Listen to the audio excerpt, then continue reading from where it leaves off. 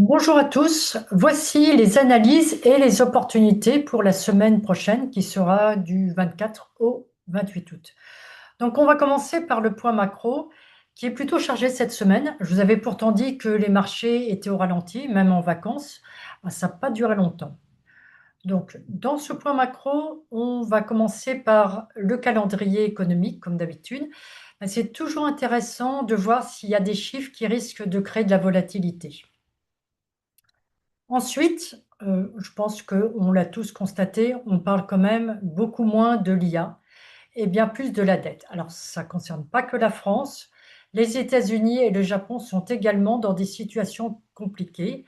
Donc, on va voir à quoi s'attendre sur les marchés et surtout pour la France. Et je vais également vous expliquer comment je vais modifier ma stratégie en fonction de cette situation dans les prochaines semaines à venir, voire les prochains mois.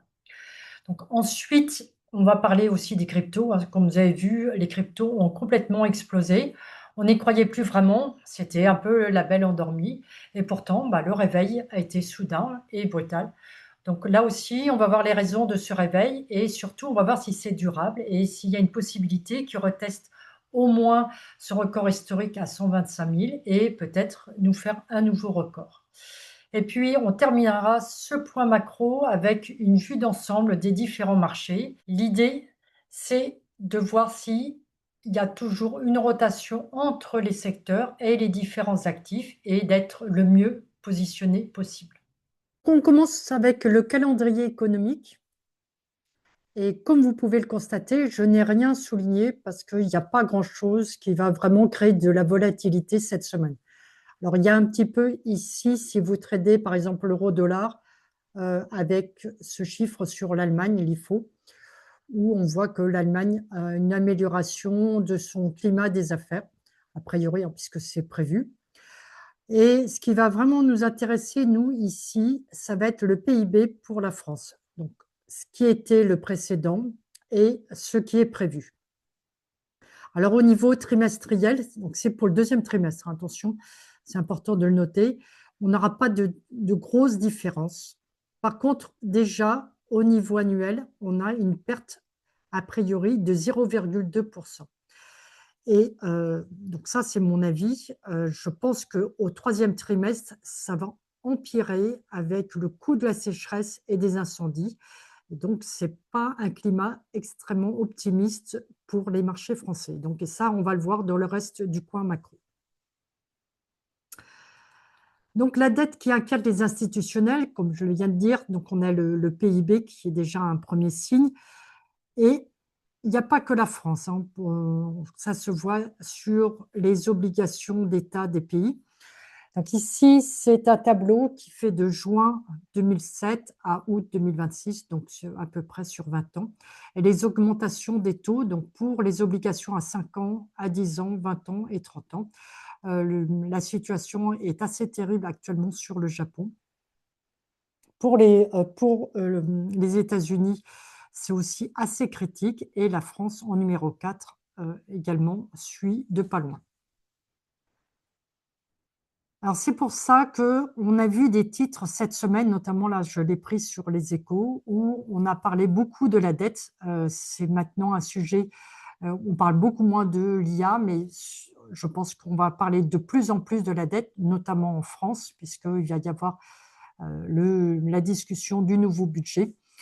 Et donc là, les taux français à 30 ans sont en train de s'envoler au plus haut niveau depuis juin 2009. Donc c'est juste après la crise des subprimes. Donc ce n'est pas très, très optimiste. Alors, je vous ai fait un tableau ici sur les 5 dernières années. Et puis en jaune, ce sont les estimations pour 2026, celles que j'ai pu trouver. Donc la dette publique, c'est sans surprise, ça augmente à peu près de 200 millions chaque année. Puis il y a un chiffre qui est assez intéressant, c'est le ratio dette-PIB. Ce chiffre-là, ici, était à peu près à 112, presque 113%. Et c'était dû au Covid. Il faut se rappeler, c'était la politique du quoi qu'il en coûte. Donc, effectivement, on avait eu une augmentation, une explosion de la dette. Et puis après, le ratio avait baissé et puis de nouveau il remonte. Et là, c'est pas du tout évidemment à cause du Covid, mais à vraiment de problèmes structuraux. Donc on va pas en discuter ici puisque on est tous au courant, on en entend parler en permanence dans les nouvelles, mais effectivement, actuellement, il y a des gros problèmes structuraux sur la France. Et donc, si on regarde du point de vue d'investisseurs, c'est un problème. Euh, et c'est pour ça, entre autres, que les taux d'intérêt à 30 ans augmentent, puisque si je veux investir, je veux voir un horizon plutôt optimiste que pessimiste.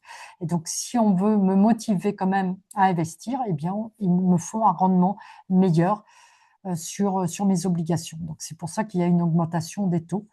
Et comme on peut voir, la charge de la dette, elle a là aussi explosé. Elle a été multipliée par 2 en 5 ans. On passe de 31 milliards à 60 milliards. Donc ça aussi, c'est un signe assez inquiétant pour les investisseurs institutionnels. J'ai fait aussi une comparaison entre la France, donc c'est toujours sur les obligations à 30 ans, et pour l'Allemagne, le Bund, qui est aussi à 30 ans. On voit, donc on est à 4,91, 4,92 ici pour la France en orange, et en vert, c'est à 3,77 pour l'Allemagne. Ce qu'il faut regarder, c'est surtout la courbe. Comme on voit ici, c'est en train de totalement exploser, alors que l'Allemagne, c'est très très léger, hein, mais on voit ici qu'il y a un peu un ralentissement. Ça continue à augmenter, mais ce n'est pas énorme. C'est pratiquement au même niveau ici que de fin avril, mai pour l'Allemagne, alors que nous, on a complètement dépassé ces niveaux-là. Ce qu'il faut savoir, c'est que ces taux ici, ça inclut aussi l'inflation. Pour continuer la comparaison entre la France et l'Allemagne, je trouve que les graphiques nous donnent toujours une très très bonne image de ce qui se passe. Et là, c'est encore le cas.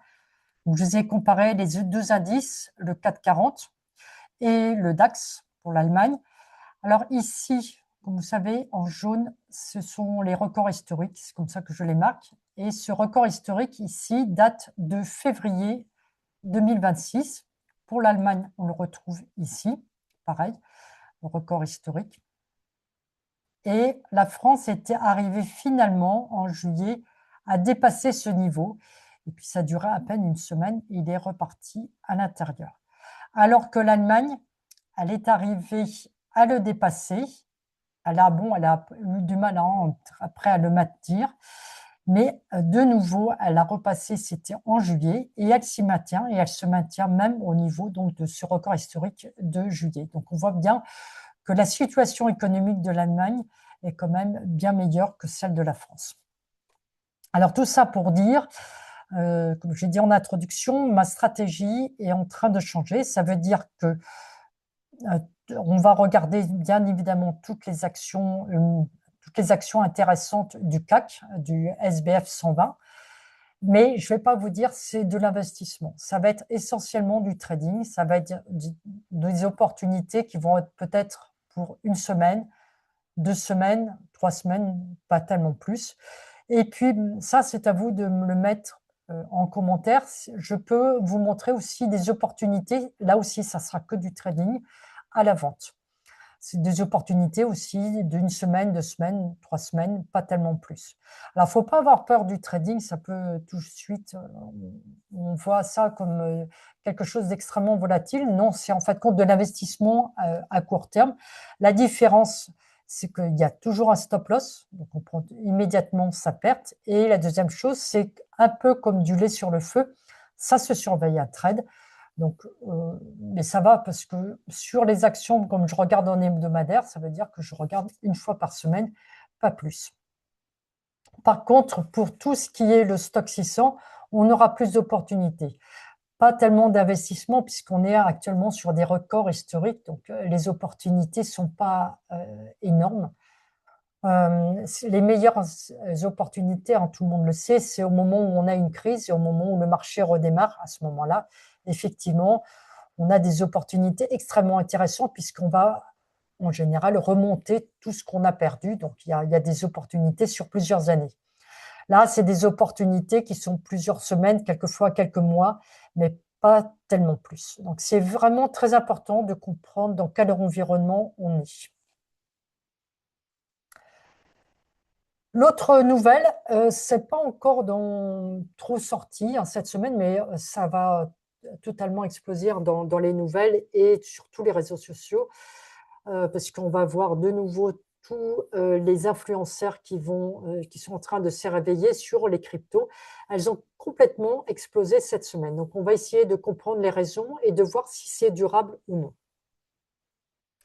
La première raison, c'est le secrétaire du Trésor américain, Scott Bessent, qui a annoncé qu'il y avait, donc il n'y a pas encore, c'est une annonce, hein, mais qu'en septembre, il commencerait à faire des rachats sur les obligations à long terme.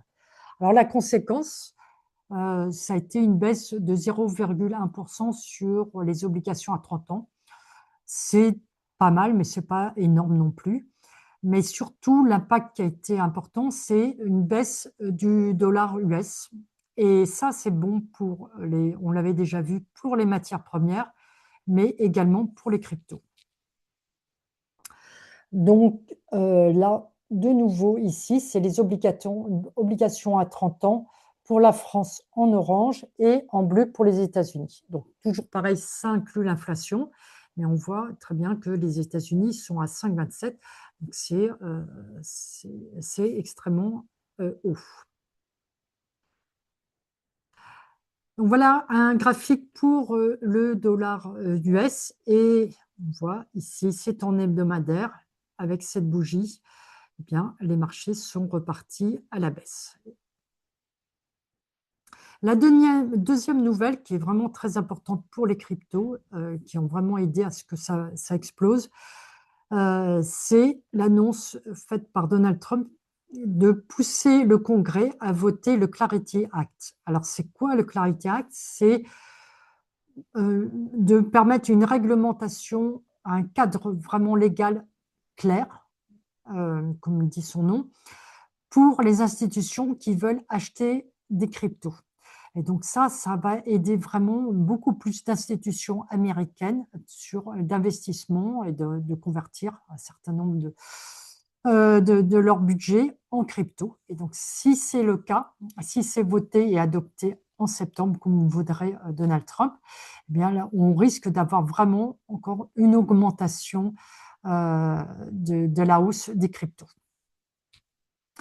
Et puis, dans l'explosion des cryptos, il y a quelque chose qui est important.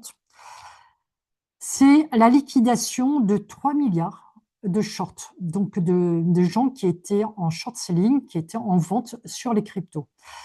Alors, c'est quelque chose que j'ai un petit peu de mal à comprendre parce que la baisse vraiment des cryptos, ça a commencé le 10 octobre 2025. C'est au moment où Donald Trump avait annoncé qu'il allait doubler, il menaçait de doubler de 100% les droits de douane sur les terres rares avec la Chine. Alors, à chaque fois qu'il y a eu des augmentations des droits de douane, les cryptos étaient un petit peu impactés, mais en général, elles repartaient, ça n'avait pas eu un gros impact. Et là, c'était assez étrange, l'impact avait été énorme. En une nuit, il y avait eu énormément de liquidations de positions longues, de positions d'achat qui avaient été faites, et notamment pour les petits traders et les petits investisseurs. Donc, il y en a qui ont perdu une grande partie de leur épargne, ou voire toute leur épargne. C'est assez similaire de ce qui se passe actuellement sur le marché coréen, où on a eu la baisse dernièrement. Il y a pas mal de petits investisseurs coréens qui ont perdu toutes leurs économies.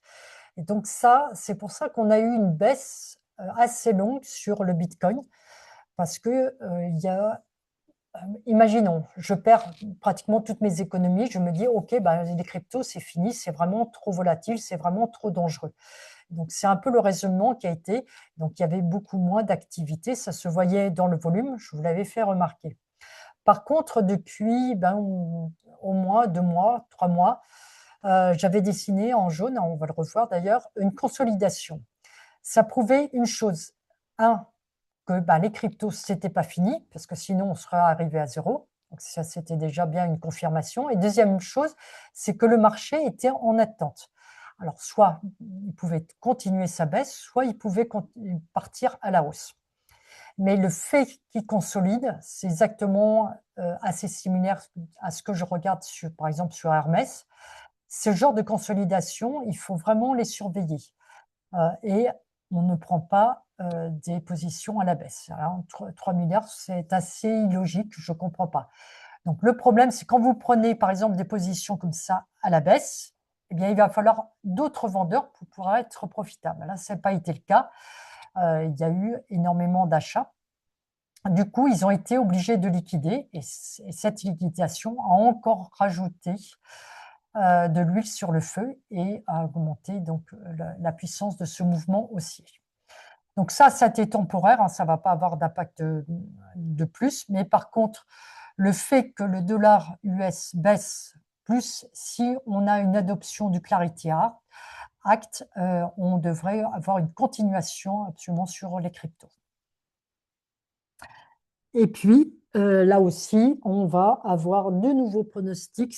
On va être inondé. Donc là, je l'ai pris comme une tribune qui nous parle de 150 000. Il y en a qui vont parler de 200 000, 250 000. Tous les pronostics sont ouverts.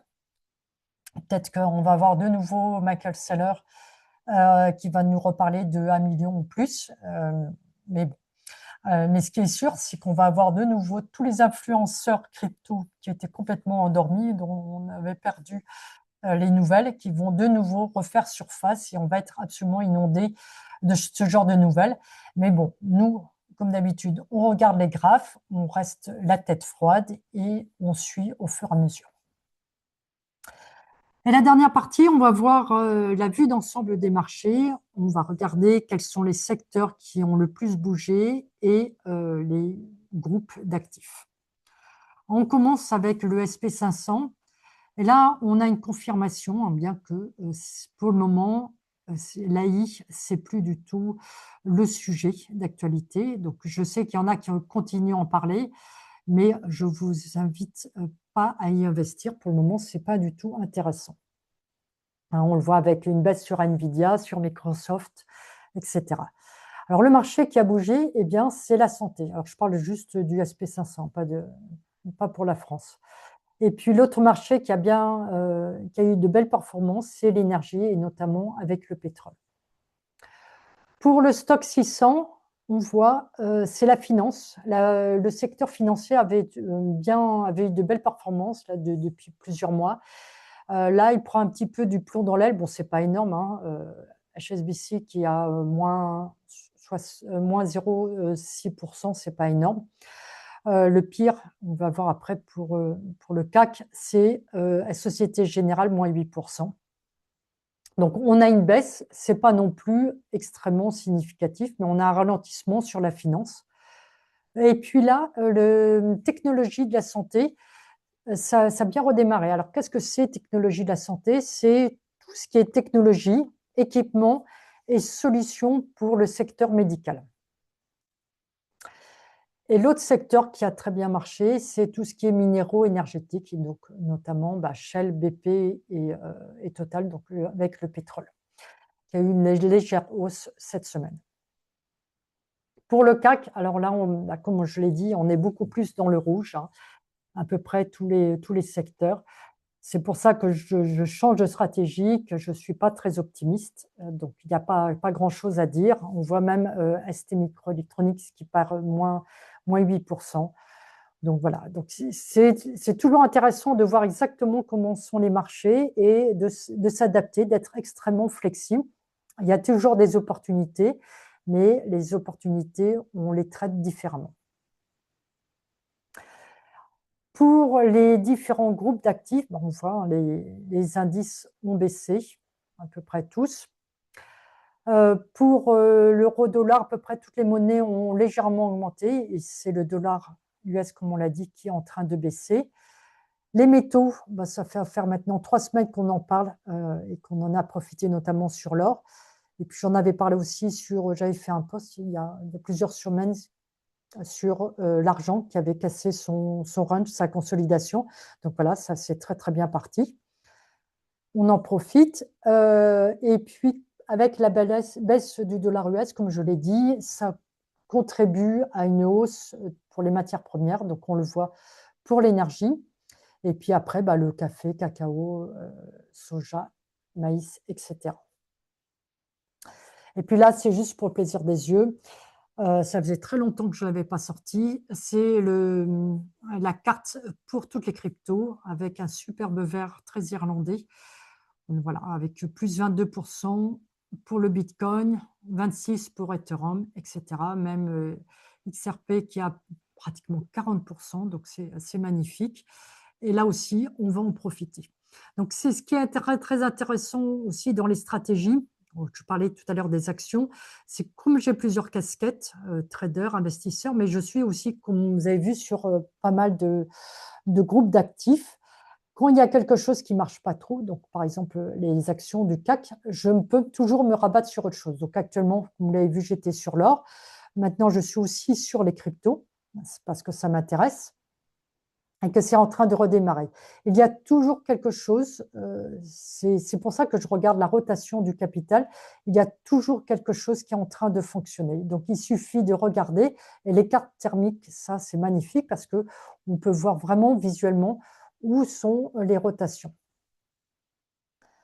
Donc voilà pour la partie macro, on va partir maintenant sur l'analyse des marchés et des différents actifs. Donc, on va commencer avec le SP500. Et donc, si on dessine ici, à partir du moment où il est passé sous ce bas ici, bon, voilà, il est parti. Il va retester maintenant, c'est pratiquement sûr, ce support à 7632, qui est important puisqu'il a été retesté pas mal de fois. S'il arrive à rebondir ici, c'est une opportunité d'achat. Par contre, s'il continue, eh bien, on va fermer ce gap ici. Et puis l'autre niveau important qui avait testé ici et ici, c'est 7354. Je vous ai mis l'indice pour l'intelligence artificielle. Comme on voit, ben, c'est comme on l'a vu dans la partie macro, l'intelligence artificielle, on n'en parle plus tellement. Il y a des investissements qui se sont retirés, donc c'est pas tellement étonnant qu'ici on ait une bougie rouge, mais c'est pas obligatoirement très significatif. Donc moi, ce que j'attends, c'est un rebond ici sur les 10 445 ou plus bas, les 8 498. Si on a des rebonds, ça vaudra le coup de nouveau s'intéresser à l'intelligence artificielle et aux valeurs qui vont dominer.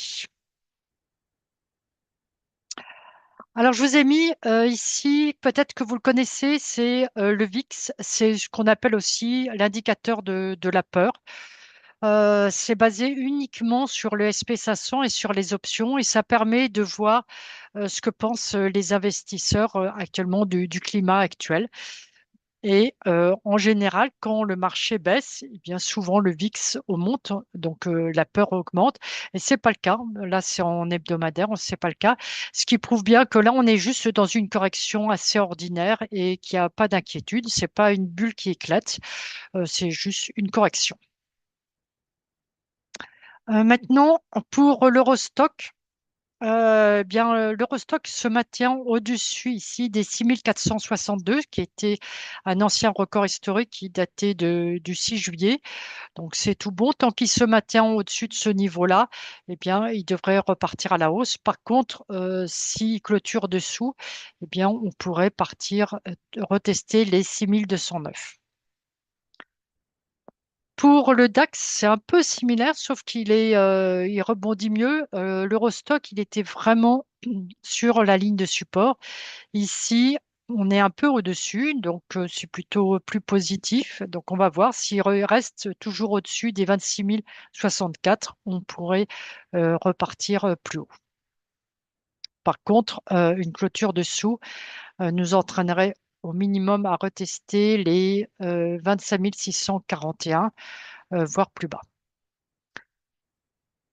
Pour le CAC, bah, ça on en avait parlé aussi dans le point macro. Bon, je suis moins optimiste. Déjà, il a fermé ici. On va aller en journalier. Donc, il a fermé ce premier gap. Je pense qu'il est parti pour retester et fermer ce gap ici. Et là, on devrait retester ce niveau important qui est à 8336, hein. On voit hein, tout ça, c'est un niveau euh, qui était largement retesté. Tant qu'il tient au-dessus de ce niveau, il devrait repartir à la hausse. Par contre, c'est un peu comme le DAX. S'il part en dessous, eh bien, on peut aller ici jusqu'au 7862. Et le niveau que je regardais, hein, le niveau macro, c'est vraiment celui-là ici, hein, qui est 7523. Parce que c'est un peu mon opinion, mais je pense que le dernier trimestre va être compliqué avec le budget, et puis après on va voir les élections. Donc voilà, je ne suis pas très optimiste, mais je peux complètement me tromper.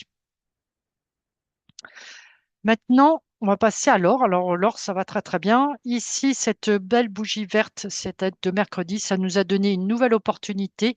Comme je vous l'avais dit, j'ai encore une petite position sur l'or. Donc là, je l'ai renforcée, c'est bon. Et on est parti. Donc maintenant, le niveau que je regarde ici, c'est 8464. Et après, alors c'est pas obligatoirement un niveau qui a été tellement retesté, mais c'est surtout un niveau symbolique, comme je vous l'ai dit, c'est important sur l'or. On l'a vu pour les 4000. Il avait retesté longtemps et puis il était reparti. Donc là aussi, on a le prochain niveau symbolique, c'est les 5000. Donc on va voir s'il le reteste. S'il arrive à le redépasser, c'est plutôt bon signe, hein. On est parti pour retester les 5434 et le record historique qui est à 5626. Alors aujourd'hui, je vous ai mis l'argent. J'avais fait un post, je ne sais plus, c'est cette semaine ou la semaine dernière sur l'argent. Vous avez dit qu'à partir du moment où il clôturait au-dessus de cette consolidation ici en jaune, eh bien, c'était bon signe. On était parti pour les 71,31. Donc, il a eu un petit peu mal hein, à décoller. Ici, on a eu une nouvelle opportunité qui date aussi de mercredi. Et voilà, on a pratiquement retouché les 71,31. Alors, il y a un raisonnement qui est assez classique, c'est de se dire, OK, j'ai loupé l'or, je vais me mettre un peu sur les autres métaux qui suivent, comme le cuivre ou l'argent. Et ça, c'est toujours un mauvais raisonnement. Il faut toujours rester sur le leader parce que les autres qui suivent, il y a une raison pourquoi ils suivent, c'est s'ils sont pas le leader. Et, euh, et on va faire des erreurs en étant sur les suiveurs. La première erreur, c'est qu'on va vouloir exactement les mêmes profits que sur le leader, et ça va pas être le cas. On va être toujours en retard et des profits beaucoup moins importants. On le voit déjà je vais vous remettre, euh, voilà, ici l'or, hein, qui a fait quand même des belles bougies, alors qu'ici, on voit sur l'argent, c'est beaucoup moins important. Donc ça, c'est la première chose. Et puis, on va, même si l'or, à un moment donné, s'arrête, on va se dire, OK, eh bien, l'argent va, lui, continuer puisque pour essayer de rattraper son retard. Non, en fait, compte, il va jamais rattraper son retard. Donc, on vous risque là aussi de tourner à un profit qui sera moins important que sur le leader et de le tourner même en perte. Donc, je vous conseille, dans ce cas-là, si vous n'êtes toujours pas sur l'or, d'attendre. Comme on voit, il a fait ici une correction et mercredi, ça a permis de rentrer. Et donc là, il y aura de nouvelles corrections hein, si on revient sur le mouvement. On le voit très bien qu'on a eu le mouvement aussi, on a eu à chaque fois des corrections. Et à chaque fois, ça, c'était des nouvelles opportunités. Même si on est en retard, bon, on n'aura pas les mêmes profits que si on était rentré ici, mais ça n'empêche qu'on aura quand même un profit qui sera toujours intéressant. Maintenant, on va passer au pétrole brut. Il n'y a pas grand-chose à dire. Comme on l'a vu sur le SP 500 là, dans la partie macro et sur le stock 600, c'est ce qui a fait bouger le marché de tout le secteur de l'énergie. Donc, c'est parce que le pétrole a un petit peu monté, mais c'est absolument pas tellement significatif. On voit hein, le volume bouge pas. Il est en train ici de fermer ce gap. Il va peut-être fermer celui-là puisqu'il n'était pas arrivé à complètement le fermer. Mais il n'y a pas grand-chose à dire. je ne sais pas exactement quelle est sa direction, c'est pas très clair. Donc, l'autre marché, à part l'or, qui a vraiment une très très belle performance, c'est toutes les cryptos, mais on va rester que sur le Bitcoin. Et donc, on avait cette consolidation qu'on suivait depuis juin. Donc, ça fait à peu près, oui, 2 mois, un peu plus de 2 mois. Et je vous avais posté lundi, vous pouvez retrouver l'annonce sur ma newsletter, que j'aimais bien cette bougie. Ça donnait une idée que le marché allait repartir. Quand il n'était pas arrivé ici, aller plus haut, je pensais qu'il allait retester peut-être jusque ici ou même jusque ici. Ça n'a pas été le cas. Il est déjà reparti à la hausse. Et là, je vous invite encore à revoir le point macro. Donc, il y a trois raisons principales qui ont fait que le marché a complètement explosé. Et donc, ici, hein, la clôture au-dessus des 67 278, c'était un achat. Alors, le problème des cryptos, c'est de savoir comment protéger ses profits. Parce que si vous protégez avec juste une bougie, ben voilà, vous auriez été arrêté avec cette bougie de dimanche. Euh, Donc, c'est à vous de protéger, mais en laissant un peu de marge ou de prendre des profits. C'est au fur et à mesure. Donc, c'est à vous de trouver la meilleure stratégie. Donc, maintenant, le niveau que je regarde ici, c'est 80 522, hein, qui est ici, ce niveau ici. Et puis après, on verra. Donc, c'est comme pour l'or. Si vous avez loupé le mouvement, attendez. Il y aura des opportunités. On le voit très bien. Par exemple, ici, c'était le dernier mouvement. Il était monté et puis on va revenir ici. Ça avait été une opportunité d'achat. Donc voilà. Donc si on avait loupé ce mouvement, on aurait une opportunité à peu près peut-être ici ou ailleurs. Donc il y a toujours un peu des opportunités. Bon, évidemment, plus on attend, moins elles sont importantes. Mais l'idée, c'est de jamais rentrer sur la dernière grosse bougie. C'est jamais profitable. On va passer maintenant aux actions du CAC et en hebdomadaire. Donc, comme je l'ai dit, je ne suis pas très optimiste sur le CAC et donc les opportunités que je vais vous présenter, c'est vraiment très court, une semaine, 2 semaines, 3 semaines peut-être, pas tellement plus à l'achat. Je peux proposer des opportunités à la vente si vous êtes intéressé. Attention, à la vente, il faut être très réactif, hein, c'est-à-dire vraiment un stop loss et pas attendre que le marché se retourne et qu'on se retrouve coincé. Donc, si vous êtes intéressé par des positions à la vente, vous me le dites en commentaire et puis je vous en proposerai. Donc, pour Swatech, voilà, ici, c'est terminé. Pour le Crédit Agricole, c'est terminé aussi. Alors, mon premier profit ici était à 19,15 et puis après, bah voilà, comme je vous l'ai dit, j'ai un trading stop un petit peu en dessous de la bougie hebdomadaire. Donc, ça y est, c'était arrêté. Je suis sorti. Donc, il y a des moments où on a plus de pertes et des moments où on a plus de profits. Donc, il faut pas. C'est un peu comme un jeu. Il faut faire avec et pas en prendre ombrage. Et parce qu'on a plus de pertes à un moment donné, il y a des mois qui vont être plus négatifs que d'autres. Ça arrive. Et l'idée, c'est vraiment de regarder au niveau de l'année et d'être positif. Donc, c'est ça qui est important. La deuxième chose aussi, c'est que ayant plusieurs casquettes en trader, investisseur, mais aussi, comme vous l'avez vu, sur plusieurs actifs, eh bien, ça me permet de me positionner. Donc voilà, pour le CAC, je vais être vraiment sur du court terme et un peu plus long terme sur le stock 600. Donc Dassault Aviation, c'est pareil, c'est la perte. On va attendre. Euh, JC Deco.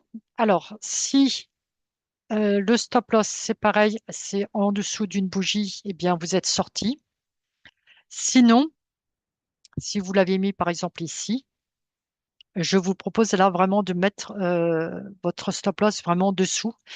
Et mon objectif, là, c'est sûr, je prends tous mes profits à 25,44 parce que c'est un niveau qui risque de pas mal bloquer.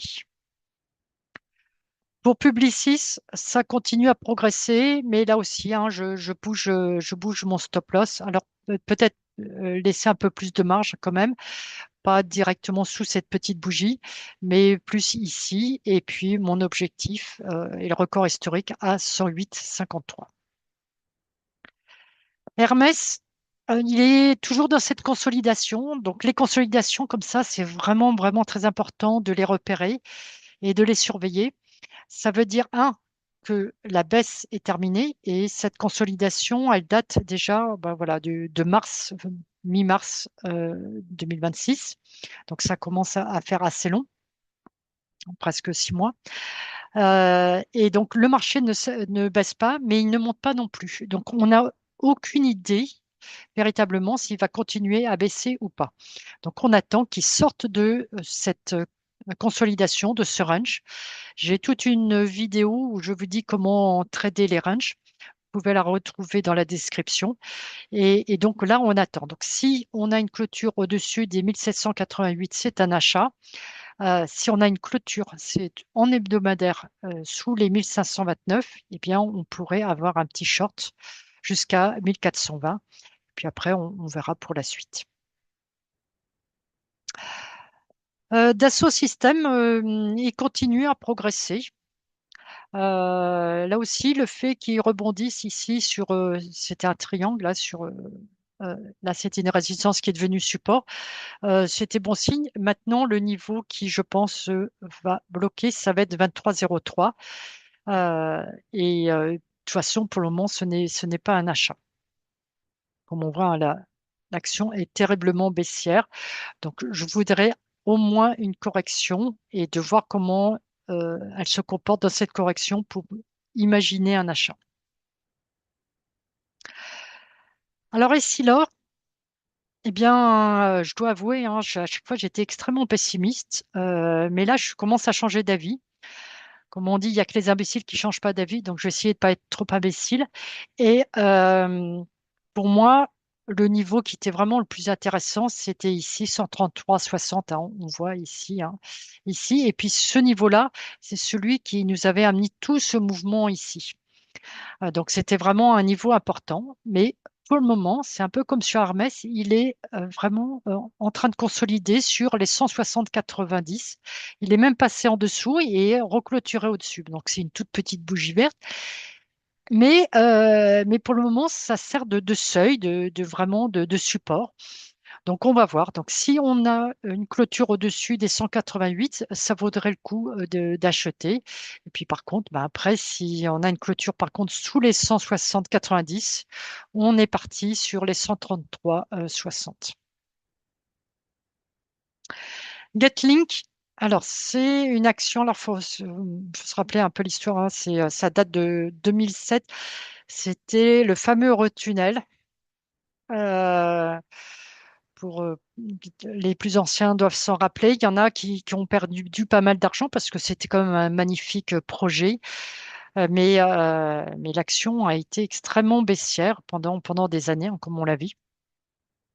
Et puis, depuis voilà, 2009, et puis après, hein, ça a mis du temps à remonter.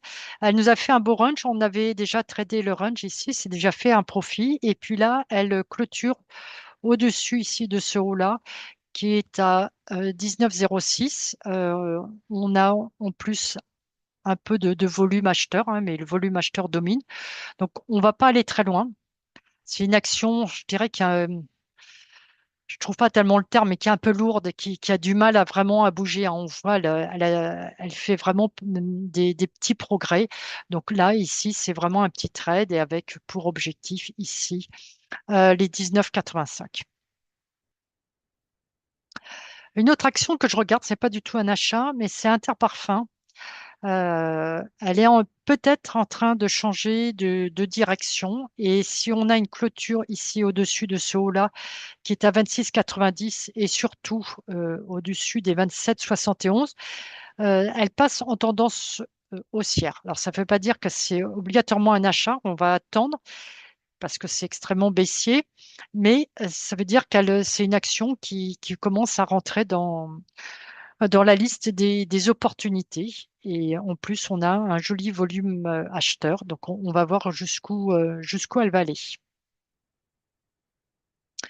Vous m'avez demandé LVMH, moi c'est un peu comme Hermès, tant qu'elle tient au-dessus des 439,05, hein, on va dézoomer, c'est un niveau important ici, hein.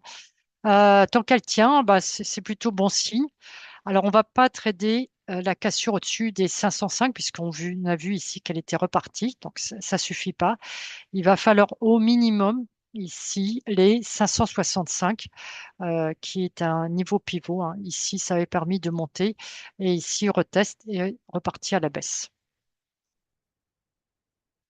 Nanobiotics, j'avais fait aussi un post cette semaine, peut-être la semaine dernière, où on avait un magnifique triangle symétrique. Alors, ça vaut vraiment, c'est magnifique, ça vaut tous les livres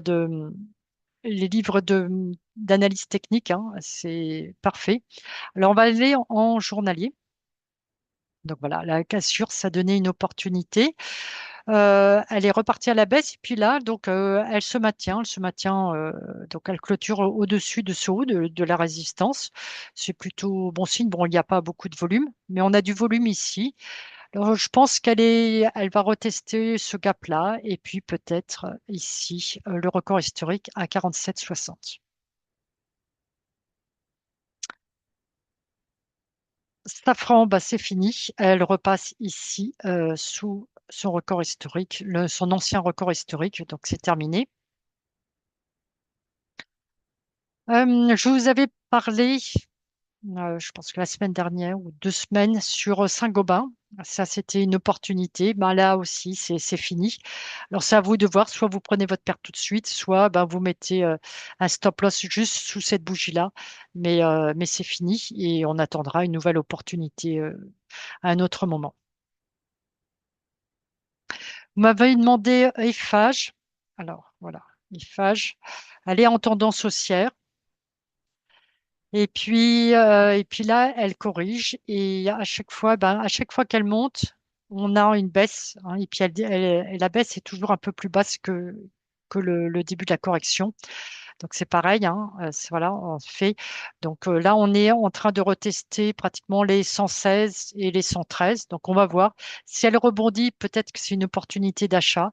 Sinon, le niveau que je regarde, bon, ça va être à peu près ici, hein, ces deux niveaux-là, à peu près les 103. Vous m'avez demandé aussi LDC. Donc là, on a un très bon mouvement haussier. Elle corrige, donc c'est toujours intéressant. Donc on va voir. Si elle rebondit sur les 109, c'est un achat. Par contre, une clôture dessous, eh bien, on irait retester à peu près ce niveau. Ici, c'est les 80, 85, 70. M'avait demandé aussi la Française de l'énergie. Alors, j'ai pas grand-chose à dire parce que c'est vraiment une action baissière. Alors, là où on avait eu un petit peu d'espoir, c'est qu'elle avait rebondi sur ce pivot ici. Et puis, ça n'a pas tenu très longtemps. Et là, elle est vraiment repartie. Et on a des grosses bougies rouges.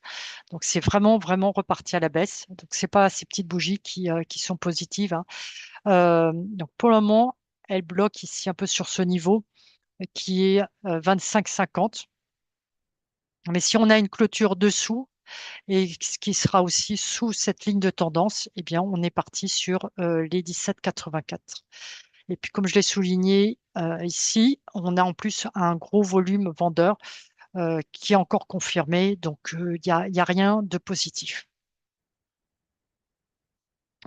Pour Veolia, alors, ici, il n'y a pas grand-chose à dire. C'est toujours haussier, mais elle est dans une consolidation à peu près entre 37,62 et 33,49. Franchement, il y a rien à dire. Là, je sais pas. Je vois aucune direction. Donc, quand je verrai quelque chose, je vous le dirai. Mais pour le moment, je vois rien dessus. On va passer aux actions du stock 600. Alors, ma petite action finlandaise bon voilà, j'ai été arrêtée, donc mon stop loss toujours pareil sous la bougie ici, j'ai été stoppé. Si vous l'aviez mis plus bas, vous pouvez, euh, si vous êtes toujours dedans. Par contre, je vous conseille de mettre le stop loss ici sous cette bougie-là. Parce que c'est un doji, on voit pas, elle reclôture ici à l'intérieur de cette bougie-là. Je suis pas sûre qu'elle progresse encore beaucoup, on verra. SAP, elle continue à progresser. Donc, le niveau maintenant que je regarde, c'est 210. Et voilà, ici, où ça risque peut-être de bloquer. Donc, toujours pareil, si vous n'êtes pas rentré, c'est pas le moment de rentrer, c'est trop tard. On va attendre. Si elle corrige sur ces niveaux-là, donc ça serait bien. Ça nous donnera une opportunité. Soit c'est aller jusque-là et elle repart, soit un peu moins. Et dans ce cas-là, eh bien, on rentre à ce niveau-là. C'est beaucoup plus sécure. Et ça me permettrait d'avoir une belle hausse. ASML, euh, c'est un peu comme Veolia, je ne sais pas trop quoi dire. Elle est coincée entre 1741 et 1333. Donc, il est possible qu'elle consolide ici pendant un certain temps. Euh, Si on a un retest ici et qu'elle repart, c'est un achat. Sinon, on regarde, on surveille, mais on ne fait rien. Une action polonaise qu'on suit depuis un bout de temps, hein, depuis sa sortie ici du range, et donc elle continue. Par contre, elle progresse de plus en plus lentement, donc on va voir. Donc là, je pense que je vais prendre un premier profit ici à 242. Et puis le reste de ma position, je vais essayer les 254 records historiques. Aviva, là aussi, elle est sortie de ce range, de sa consolidation. Elle continue. On a une petite bougie rouge, mais c'est pas non plus inquiétant. Elle a fait des plus hauts et elle a fait un plus bas qui est moins bas que cette bougie-là. Donc, en analyse technique, c'est plutôt bon, hein, même la couleur. Et donc, par contre, moi, mon profit, ça sera 751,9 puisque ici, ça risque de bloquer. Nokia, on en avait parlé déjà la semaine dernière. Déjà, j'avais du mal à dire quelque chose, donc je suis pas sûre que ça soit vraiment un départ. Donc, on va voir. Là, c'est une petite bouge rouge. Ça peut continuer et repartir, hein, parce que là aussi, c'est un peu monté. Euh, donc, c'est à vous de voir. Je sais pas. Moi, je pense que le marché risque de consolider un peu comme ça, mais je peux me tromper. Donc, c'est toujours pareil. J'aime bien avoir un niveau assez clair. Comme ça, je rentre, je sais où est mon stop loss. Mais quand c'est un peu au milieu de nulle part, je suis toujours un petit peu perdu. Adiane, vous m'avez demandé, alors, je ne sais pas trop quoi dire parce qu'elle est elle descend complètement. Alors, effectivement, elle est sortie de ce range. Alors, si vous voulez faire un trade, c'est possible, hein, mais c'est quand même en tendance baissière. Donc, quand on est en tendance baissière, on cherche plutôt à trader à la baisse qu'à la hausse. Et là où ça va sûrement bloquer, hein, parce qu'on voit, hein, ça a été ici, c'est à chaque fois un niveau pivot, ça risque ici d'être les 1200, hein. Mais c'est en aucune manière vraiment un achat définitif. Alors, c'est une action suisse, Allreal Holding, qui est une société immobilière. Et on va en voir plusieurs, hein, des sociétés suisses. Le marché suisse marche pas mal en ce moment. Et donc, on a eu un bon mouvement haussier. Le marché corrige et il rebondit ici sur ce dernier bas qui est à 202. Donc, alors il y a un petit gap juste au-dessus. Et donc, on peut acheter juste au-dessus du gap. Le premier, ici, on peut regarder, ça va être 220 et on peut essayer d'aller jusqu'au 238. Argent, c'est très bien parti. Alors, c'est une action qu'on on a déjà fait, on a déjà tradé, fait des profits dessus. Je ne sais plus à quel niveau. Par contre, j'avais pris mes profits ici au record historique parce que je ne voyais pas trop où elle allait. Et là, elle est repartie. Donc là, c'est pas un achat puisque je ne sais pas très bien où jusqu'où elle va. En plus, elle nous a fait un gap. Donc, on va attendre toujours pareil, une correction, soit sur les 813, soit en bas du gap et qu'elle reparte.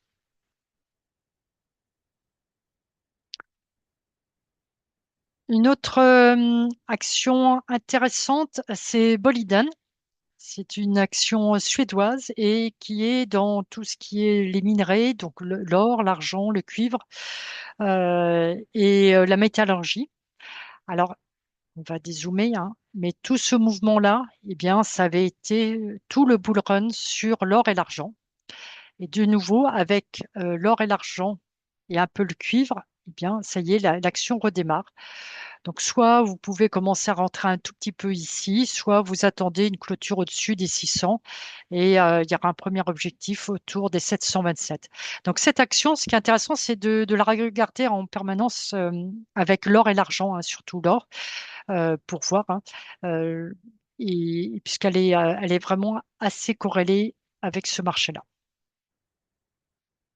M'avait parlé de BE Semiconducteur.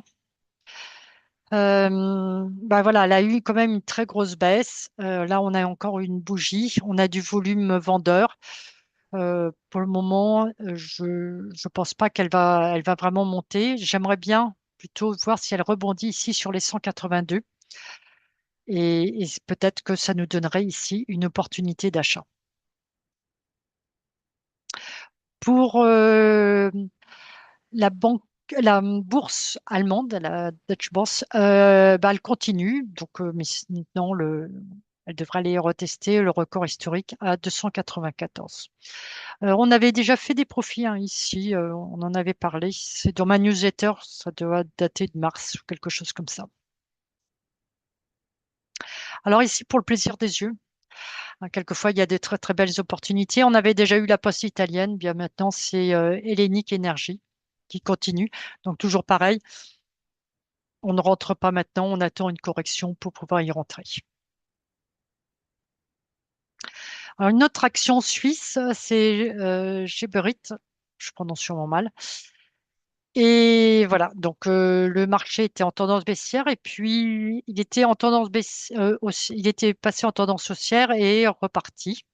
Et là, ici, on avait un range, donc entre 648 et 576, et le marché reclôture dedans. Donc c'est parfois une opportunité. En plus, on a du volume acheteur ici. Donc ça vaudrait le coup c'est à vous de voir, hein, d'essayer et au minimum d'aller retester les 649 et avec un stop loss dessous. Ferrari, je vous avais dit ici, c'est un achat. Ben voilà, ça continue. Donc maintenant, le niveau qui pourrait peut-être bloquer, ça va être les 276, hein, donc ici. S'il le passe, eh bien, on est parti sur les 449. Donc toujours pareil, si vous avez loupé le mouvement, attendez une correction, il y en a tout le temps, et puis vous pourrez rentrer dessus.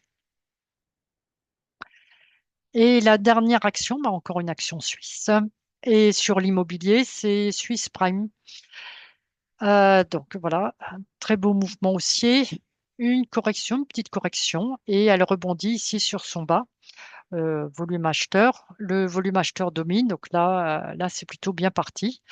Donc on met un stop loss ici, on peut acheter et là où ça peut peut-être bloquer, c'est ici on regardera 134 et puis sinon on peut aller jusqu'au 147. Donc c'est intéressant parce que voilà notre risque il est de cette taille-là, mais ici on voit la récompense, elle est importante, hein. C'est toujours l'idée de regarder le ratio risque-récompense. Et là, il est quand même très intéressant. Il est un peu plus que du 2 pour 1. Donc, ça vaut le coup.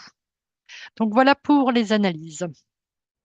Voilà, c'est tout pour cette semaine. Donc, n'hésitez pas à liker, à partager mes analyses, les commenter. Et puis, si vous voulez que j'analyse certains actifs ou des actions, vous me les mettez en commentaire et je les analyserai soit dans la semaine, soit dans la vidéo de dimanche. Et pour rappel, je ne fais que les actions moyenne et grosse capitalisation du CAC et Stoxx 600. Donc Stoxx 600, les actions européennes. Voilà, je vous souhaite une excellente semaine à tous.